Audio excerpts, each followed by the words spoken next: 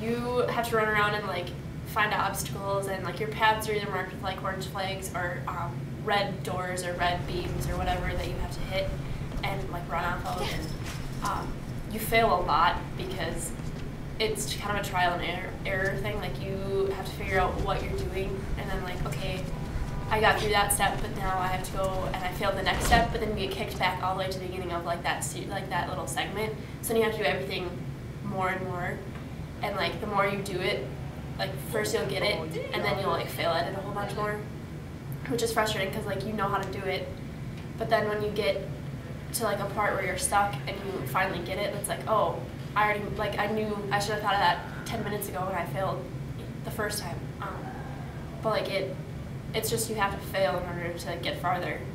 What I played was the tutorial thing, and it like gives you all the instructions.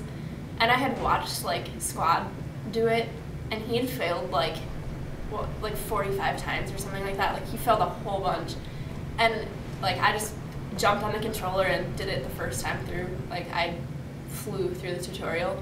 But then once you start to actually play the game, like you kind of, it's not the same because like you start to have to do it on your own, and like it's a lot more difficult because you have to use the thinking to like, okay, well if I jump off this and get there, I can go jump onto that ledge, and you know, like you have to connect things more like for yourself.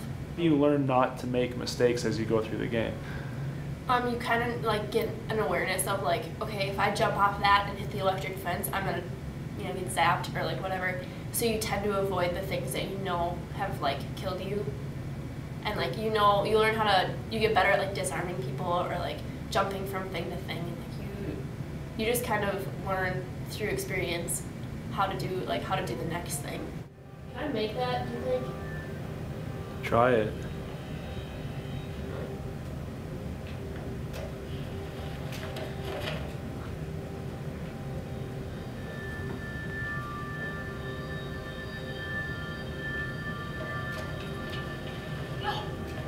Would you like this game if you never failed?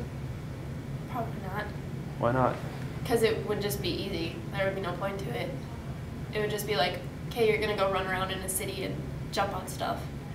Like if you didn't have that opportunity to like jump off a ledge and die or like get hit by a train, you wouldn't, like it wouldn't be any fun.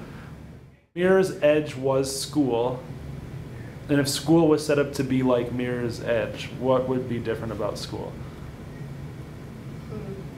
I think there would be a lot more awesome like activities, and like you'd be active all the time and you'd be involved.